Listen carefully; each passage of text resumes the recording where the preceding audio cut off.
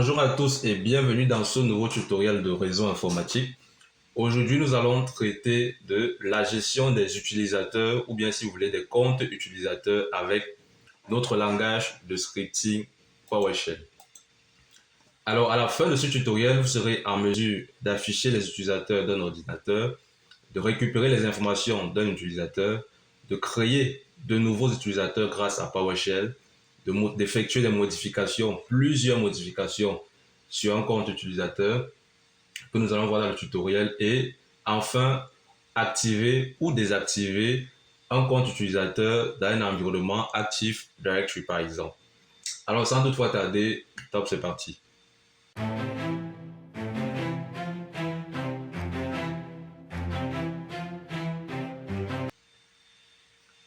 Alors, ce que vous devez savoir, c'est que pour effectuer la gestion d'utilisateur avec PowerShell, déjà, vous devez savoir que cela peut se faire en mode graphique. Donc, pour que ce soit facilement compréhensible, je vais d'abord le montrer en mode graphique. Ensuite, nous allons le refaire avec PowerShell. Alors, vous devez venir ici sur votre ordinateur. Généralement, ça écrit ce PC. Faites un clic droit et cliquez sur Manage ici. En français, ça sera Gérer. Lorsque vous cliquez dessus, vous avez cette fenêtre aussi qui va s'afficher, cette fenêtre de gestion de l'ordinateur. Et ici, vous avez Local User and Group là. C'est cet onglet-ci qui vous permet de gérer les users et les différents groupes dans votre système informatique. Donc ici, vous avez les users qui s'affichent ici. Et là, vous avez les différents groupes qui tournent sur ce système informatique-ci. Alors, en mode graphique, vous n'avez qu'à faire clic droit New User et vous allez remplir les différentes informations. Nous allons faire dans cette vidéo grâce à PowerShell. Alors, je vais refermer cette fenêtre-ci et plutôt ouvrir notre application qui est déjà installée, PowerShell, qui s'ouvre ici. Et donc, dans notre console PowerShell, nous allons traiter tout cela. Alors, pour ouvrir déjà la console de gestion des utilisateurs, nous n'aurons qu'à faire un lusr mgr.msc. Comme ceci. Ça, c'est le raccourci ou bien la commande qui permet d'ouvrir directement. Si vous appuyez sur Entrée et que vous validez, automatiquement, ça ouvre cette console de gestion des utilisateurs et des groupes. Donc, c'est Local User and Group. Local User and Group Management. Donc, c'est ça que nous avons ouvert ici. Alors, si nous souhaitons afficher les différents utilisateurs qui tournent sur notre ordinateur, il faut tout simplement utiliser la commande get-local user, comme ceci. Get local user et vous validez. Vous avez ce résultat-ci. Donc, actuellement, sur mon système informatique, j'ai 1, 2, 3, 4, 5 utilisateurs. Vous avez 3 propriétés. Name qui affiche le nom des users. Enable qui affiche l'état. Donc, si vous voyez true, ça signifie que le compte est actif. Par contre, si vous voyez false, ça signifie que le compte existe, mais il n'est pas actif. Ensuite, ici, vous avez la troisième propriété qui est description, qui vous donne tout simplement une description du compte. Comme par exemple ici, le compte qui a le name administrateur, c'est le compte d'utilisateur du groupe administration. Donc, on va vérifier en mode graphique. Si j'ouvre ici user, vous allez voir que nous avons effectivement les mêmes résultats. Donc là, c'est en mode graphique. Par contre, ici, j'ai fait le get local user et j'ai exactement le même résultat. Alors, si vous souhaitez récupérer les informations d'un utilisateur particulier, vous devez faire un get local user et utiliser le paramètre name pour donner le nom. Donc, si par exemple, je veux afficher les propriétés de l'utilisateur qui s'appelle administrateur ici, je vais utiliser administrateur comme ceci. Donc, get local user name administrateur et je vais utiliser le pipeline ceci et grâce à select object comme ceci et grâce à l'étoile je pourrais avoir toutes les propriétés de l'utilisateur qui s'appelle administrateur. Donc là, si j'appuie sur Entrée au clavier, vous voyez que ma commande marche et donc ici, j'ai les différentes propriétés de l'utilisateur administrateur. J'ai le account expire, donc si le compte a une date d'expiration, j'ai la description enable full name, password, change date, password expired, user may change password, etc., etc. Donc là, c'est pour afficher toutes les propriétés d'un utilisateur. Donc, vous utilisez le paramètre name suivi du nom et ensuite vous utilisez le pipeline que vous envoyez vers select object et vous utilisez l'étoile pour dire affichage de toutes les propriétés. Alors, ce qui nous intéresse dans le tutoriel, c'est la création d'un nouveau compte d'utilisateur. Alors, pour créer un nouveau compte, on va tout simplement utiliser la commande new local user, comme ceci. On va utiliser le paramètre name pour lui donner un nom. Donc ici, je vais créer un compte abonné. Ensuite, je vais lui donner une description. La description doit se mettre entre côtes. Donc ici, je vais par exemple écrire compte du nouvel abonné. Comme ceci. Ça, c'est la description de mon compte. Ensuite, je vais utiliser le paramètre full name pour lui donner un nom complet. Donc ici, je pourrais dire que mon abonné s'appelle, c'est un exemple, Canada France. Ça, c'est le nom de mon abonné.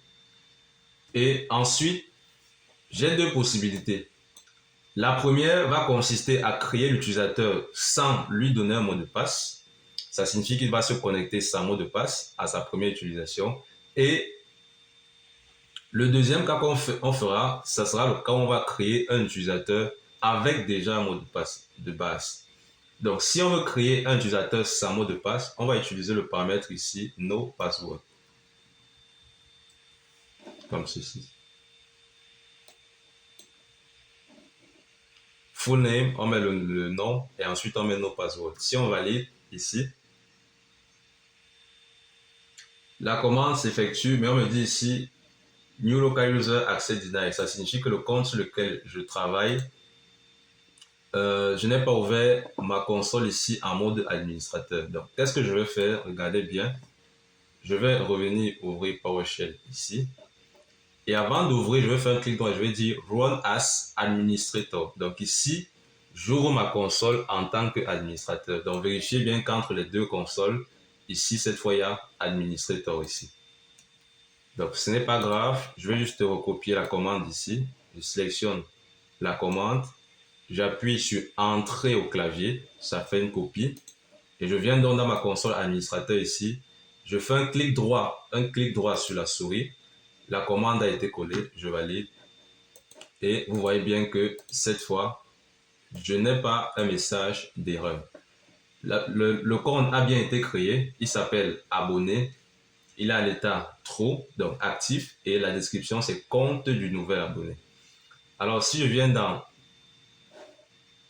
ma fenêtre de gestion en graphique et que j'appuie sur F5 ici pour actualiser, vous vérifiez bien que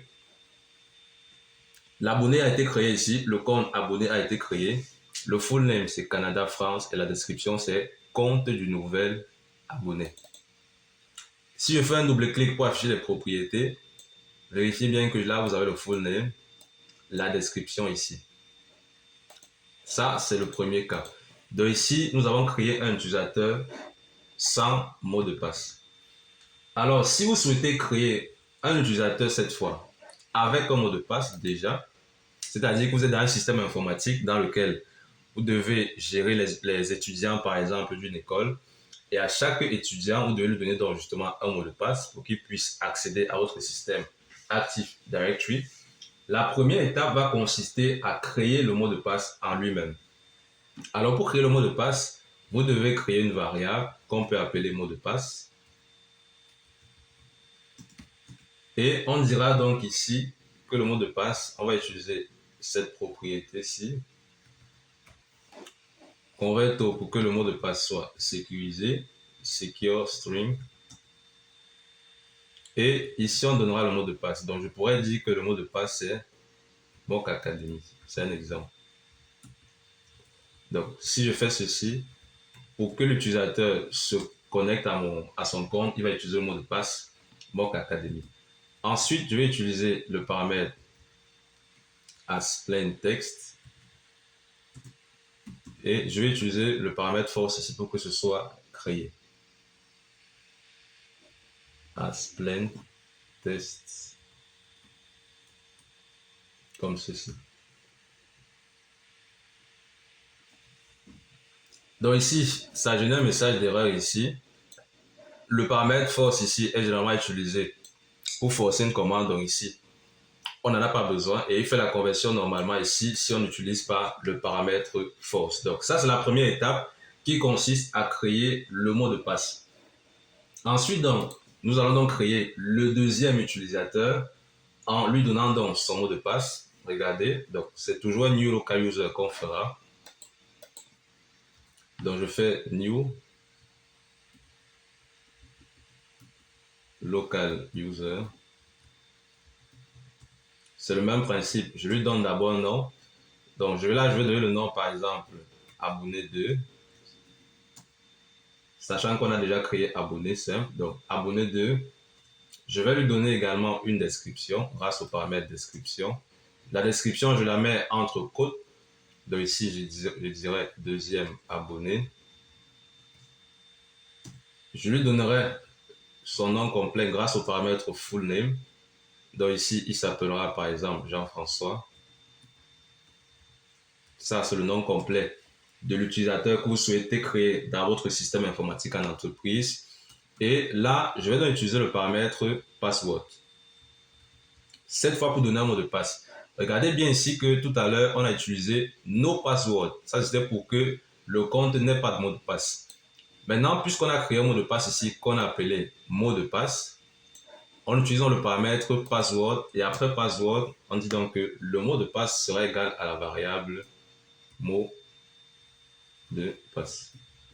Nous faisons donc tout simplement appel à la variable mot de passe que nous avons créée juste ici.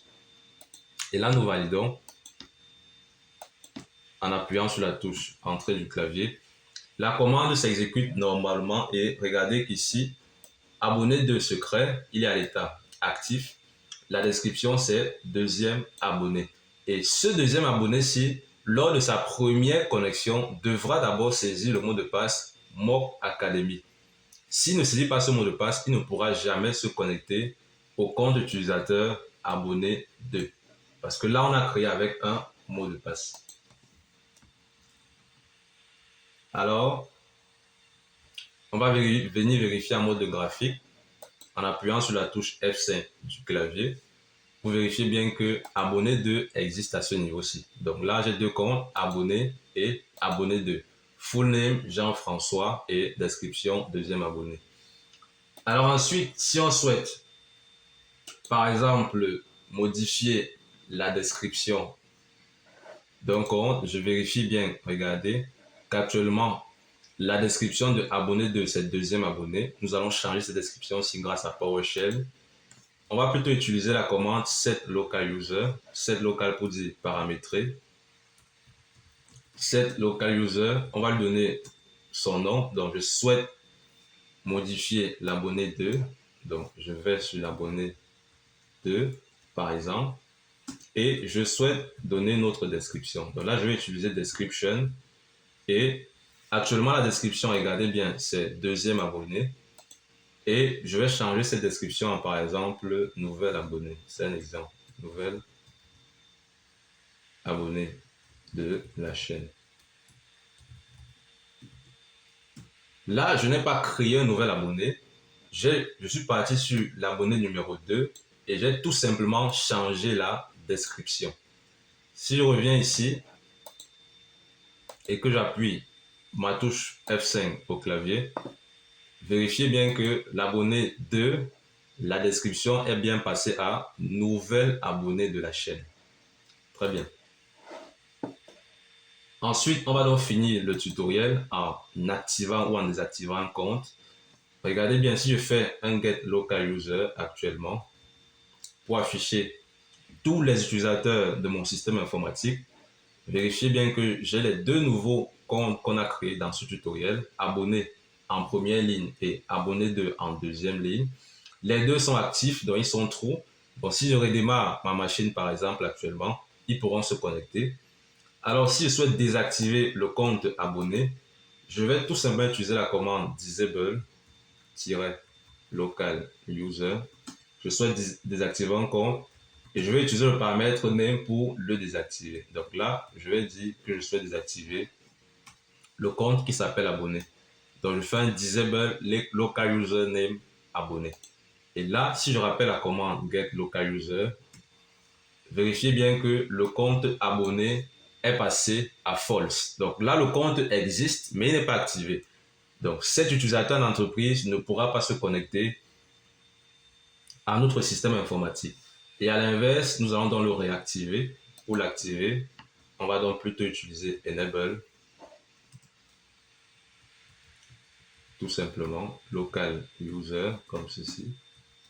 On va donner le nom du compte qu'on souhaite réactiver, c'est abonné. Donc, je fais un enable local user name abonné. Et si je refais un get local user comme ceci, simplement, le compte abonné est repassé à l'état true. Donc, c'est tout pour ce tutoriel qui consistait à l'initiation pour la création des comptes sur votre ordinateur Windows grâce à PowerShell.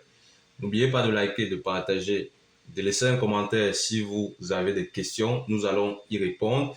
Et surtout, sachez qu'il y a beaucoup d'autres propriétés qu'on peut modifier, toujours grâce à PowerShell. Donc, si vous souhaitez aller plus loin, n'hésitez pas de nous contacter. Take care, guys.